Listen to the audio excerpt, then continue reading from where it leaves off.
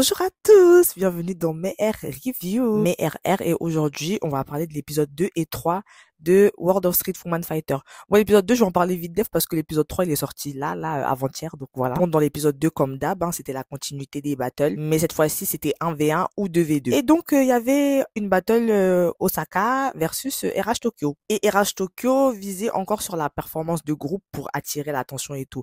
Moi en vrai ça je m'en fiche. Mais niveau danse, vraiment elles se sont fait laver par Osaka. Audio gang. Enfin, il y avait pas photo, et sur ce coup-là, JYP, mon papy, là, c'est pas mon papy, il a flop. Je sais pas, il veut quoi, mais en fait, JYP, il a rien à perdre. C'est l'autre là-bas, là, la fille, Alia. À chaque fois, elle lève la carte de la personne que je veux pas. C'est tout. Là, en fait, là, c'était flagrant, c'était apparent, niveau capacité de danse, niveau battle, elles ont d'être ça. Parce qu'il y a des gens qui vont dire, non, mais en plus, l'épreuve, c'est 1v1, 2v2. Là, c'était 10 vs 1. Même 10 vs 1, 1v10, elles les ont lavées. Elles les ont lavées toutes seules, hein, ou à deux. Bref. Après, à la suite de cet épisode 2, il y a eu la préparation de l'une des missions que j'apprécie le plus, c'est l'émission des classes en mode leader class, middle class, rookie class. Et c'est à ce moment-là que je me suis dit, waouh, j'apprécie beaucoup cette saison dans le sens où il y a énormément d'individualité à travers les danseurs, danseuses pour le coup. Tous les danseurs, je me rappelle, alors que dans les précédentes saisons, je me rappelais que de quelques danseurs, personnages principaux, vous voyez le délire. Mais là, je me rappelle de limite tous les danseurs de chaque crew. C'est là où je me dis, le niveau, il est élevé. Il y a vraiment de la compétition. Et donc, le but de cette mission, c'est en fonction de chaque classe, rookie class, middle class ou leader class, chaque crew va venir proposer une chorégraphie. Et ils doivent se mettre d'accord pour choisir une chorégraphie qui va représenter leur classe. Et je trouvais justement que dans chaque classe, ça illustrait parfaitement mon propos parce que chaque crew avait leur propre aura. Toutes les danses étaient clean. Il n'y avait pas une danse qui n'a pas captivé mon attention. Ouais, le délire. Il y a juste des danses avec des personnes qui avaient de plus fortes auras et des plus fortes capacités d'attirer l'attention. Par exemple, en ce qui concerne la rookie class, le point qu'on a relevé, du coup, c'est le fait que la Royal Family réutilisait des chorégraphies déjà faites de Paris. Ça, c'est vraiment dommage pour elle, mais ça, c'est à retenir. Donc voilà, c'est ça qu'on retient. Et au final, on a choisi la chorégraphie de Lip J et Hyojin Choi, mais c'est Vanessa et Elia qui ont réussi à se la réapproprier. Donc, elles ont volé la chorégraphie. Et voilà, maintenant, c'est elle les directrices de cette chorégraphie. Même processus pour la middle class. La Royal Family, elle a repris une routine qu'elles avaient déjà effectuée pour proposer leur chorégraphie. Mais bon, au final, c'est Edgy Squad qui a été le crew qu'on a choisi pour avoir la chorégraphie. Mais c'est Royal Family qui a réussi à reprendre la chorégraphie, qui a volé la chorégraphie. C'était trop bien aussi. Vraiment, ça non plus, j'ai pas compris quand les gens ils ont dit non, mais c'est Edgy Squad qui aurait dû avoir la chorégraphie, alors que Royal Family, dans l'exécution, elle était bonne aussi. Genre, tout le monde était bon, mais Royal Family et Edgy Squad, ça se tapait, mais Royal Family, elle était très bonne.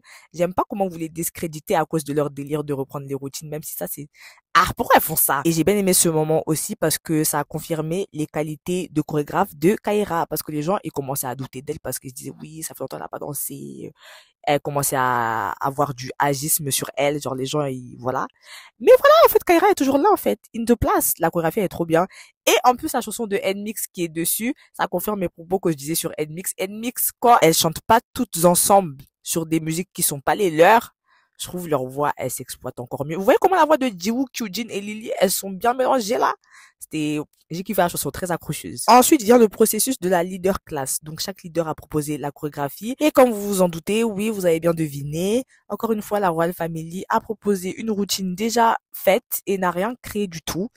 Et voilà. Et ce que j'ai beaucoup apprécié dans cette leader class, c'est qu'on a vu que dans cette saison, on n'a pas pris des crews hypocrites façon. En fait, les Japonais, j'ai l'impression, ils vont jamais se la jouer hypocrite en ce qui concerne la danse. J'ai beaucoup aimé la manière dont Rie Ata, elle a défendu sa danse pour qu'on la prenne, dont Ibuki, elle a fait des commentaires pointus pour chaque danse. Et on voyait en ITV les autres leaders, les Marley, les Tisha, les Kaea, qui disaient oui, moi je fais ça pour la stratégie et tout. Et si je prends ce crew, nanani, cette danse, j'ai beaucoup kiffé, j'ai beaucoup apprécié leur franc-parler et leur désir assumé de faire des stratégies et de gagner quoi. Parce que je pense qu'elles se sont toutes rendues compte que ce show c'est vraiment une arnaque, c'est pas un show pour vraiment juger la danse, mais c'est plus un show de télé-réalité dans un sens. Genre vous voyez le pourcentage télé-réalité ou danseur, télé-réalité c'est plus haut que danseur, ouais le délire. Et je pense que ça elles l'ont capté. Mais ça m'a vraiment fait du bien de revoir des personnes comme ça dans la télé-réalité. Les dernières personnes que j'ai vues comme ça aussi franc-parler dans une télé-réalité, c'était tout ce qui était Nikki, Kei, Taki dans Island. Et comme d'hab, encore les Japonais. Ouais, le délire. Ils sont tellement pas mêlés au truc hypocrite, au code hypocrite de la télé-réalité coréenne. Ça me fume, ça me termine. Parce que la manière dont les gens, ils ont terminé Rie Ata sur l'épisode 2 en mode oui, j'ai pas aimé comment elle a critiqué la chorégraphie de Honey J, donc par conséquent Team Korea, le crew sur lequel on effectue le montage de la pitchée à chaque épisode. Dans l'épisode 2 aussi, on a effectué ça, bien évidemment. Mais moi, j'ai beaucoup apprécié parce que déjà de une, fallait bien qu'elle se vende, fallait bien qu'elle vende sa chorégraphie. Et de deux, bah si c'est ce qu'elle pense, vous allez faire quoi? Enfin, je comprends pas le délire. Et sa chorégraphie a été bien accrocheuse. D'où, bon, même si de première approche, quand t'écoutes la musique de Seventeen, dans Roshi et Uji, tu te dis, mais la musique, elle est pas si impactante que les autres. Mais moi, j'ai bien kiffé. J'ai bien kiffé comment elle a ranimé la musique, Riata. À l'épisode 2, dès l'épisode 2, sa chorégraphie, elle m'a fait apprécier la musique. Et quand j'ai vu que Ibuki, dans ses commentaires sur les danses, c'était le même délire, j'étais en mode, ah, heureusement, elle est crew japonais, heureusement, elle est Marali, heureusement, elle est Tisha, heureusement, elle est Kaya. Ça change, c'est bien. Et on a vu que Riata, c'est une vraie dans le sens où, même quand il y a eu la battle entre Ibuki et Rie Ata et qu'on a donné la victoire à Rie Ata, elle-même, elle savait qu'elle avait choc. Elle s'est dit, ah, je vais m'améliorer. Désolé, Ibuki, je vais m'améliorer. Elle-même, elle savait que c'était corrompu. C'était bizarre, sa victoire. Elle savait qu'elle devait pas gagner de base. Mais ouais, elles sont très dans l'équité. Les Japonais, en général, ils sont très dans l'équité. Vraiment, ils ont la mentalité shonen in real life. Irréel. Vraiment, là, ils disent, ils veulent gagner, ils veulent du challenge.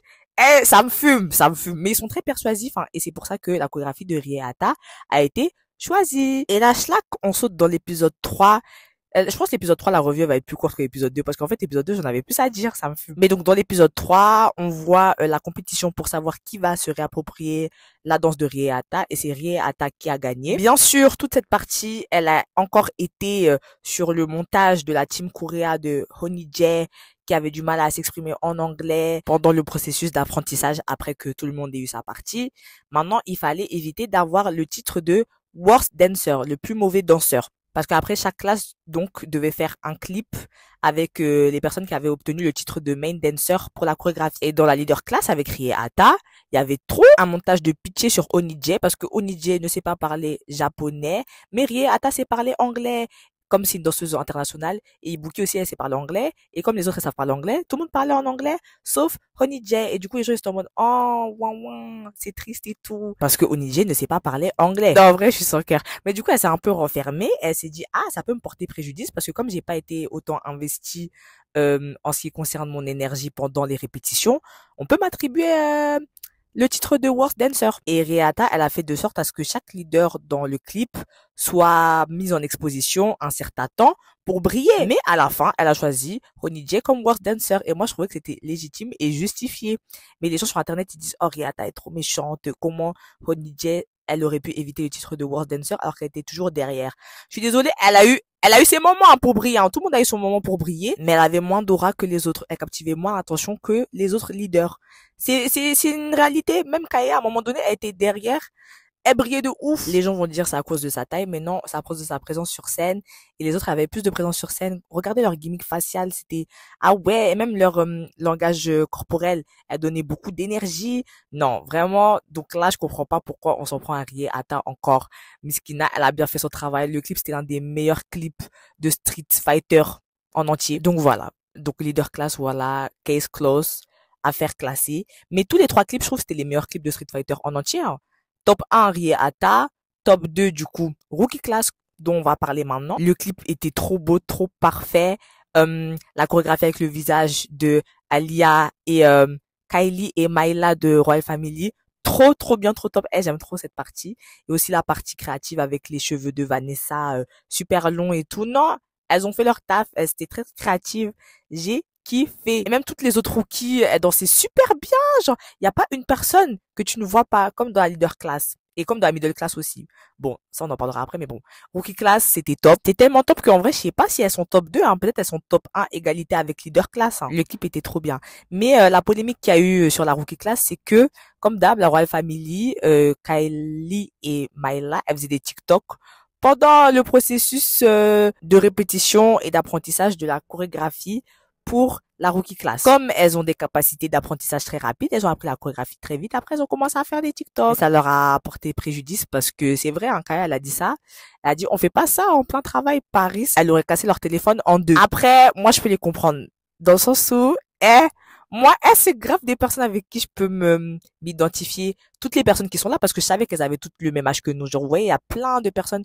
La plus jeune, les plus jeunes, ce sont des 2006. Vous voyez le délire? Et il y a plein de 2000, 2001, 2002, 2003, 2004, 2005, 2006. Et donc voilà, enfin, vous allez pas me dire que vous êtes jamais allé sur votre téléphone pendant vos heures de travail. Dites-moi, enfin, pour ceux qui ont déjà fait du travail, dites-moi la vérité. Et en plus, quand tu prends cette émission de télé-réalité, c'est plus pour divertir. Donc elles sont pas dit, ouais, c'est le travail et tout, nani.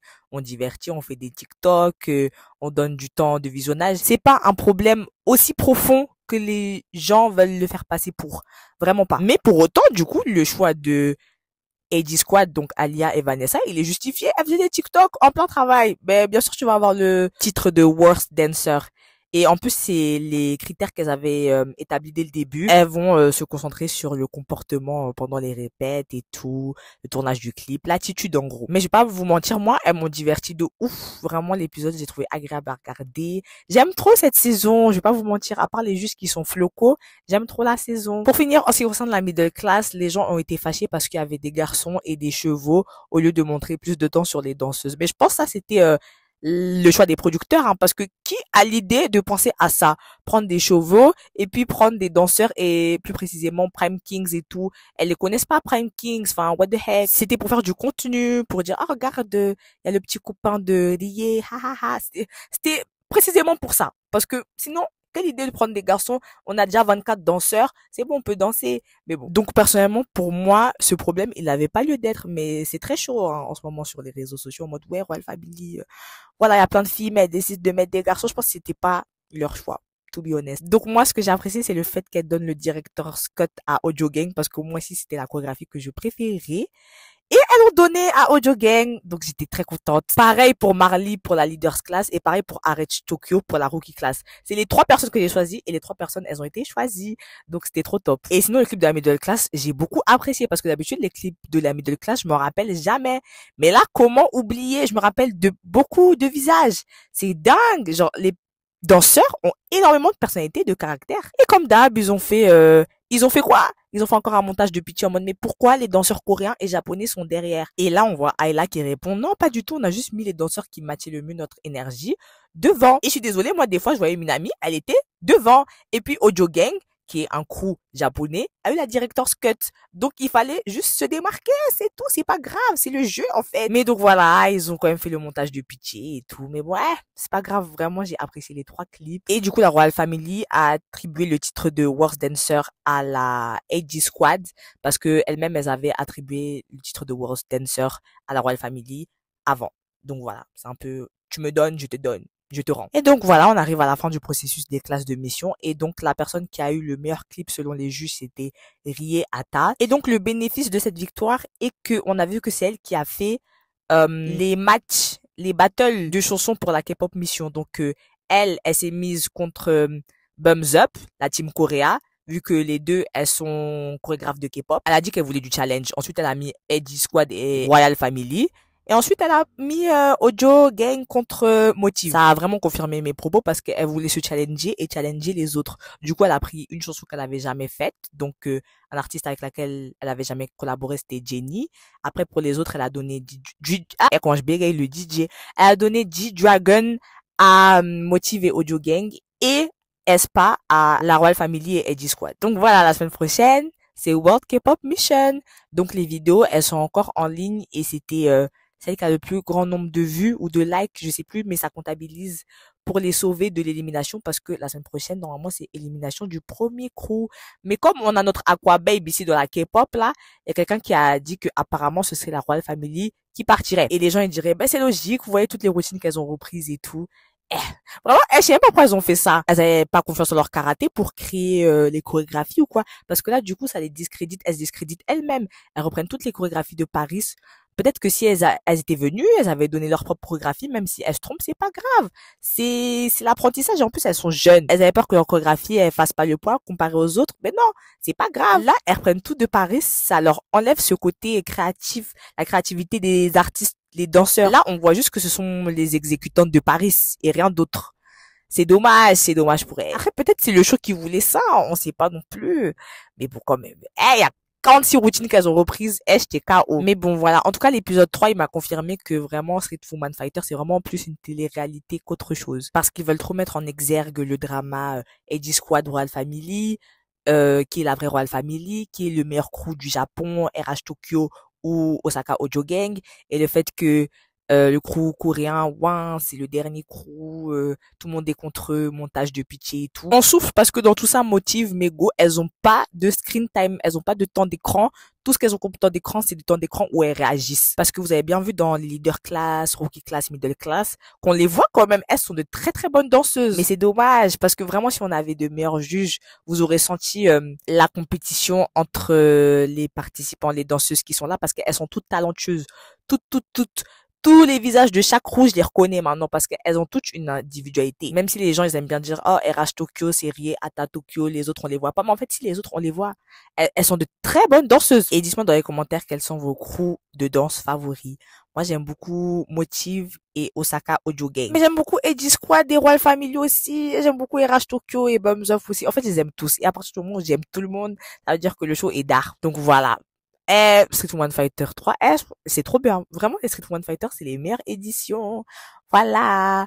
Passez une bonne semaine. Et n'oubliez pas de me dire votre point de vue sur les dramas qui se passent sur Street Woman Fighter en commentaire. World of Street Woman Fighter, pardon. En commentaire.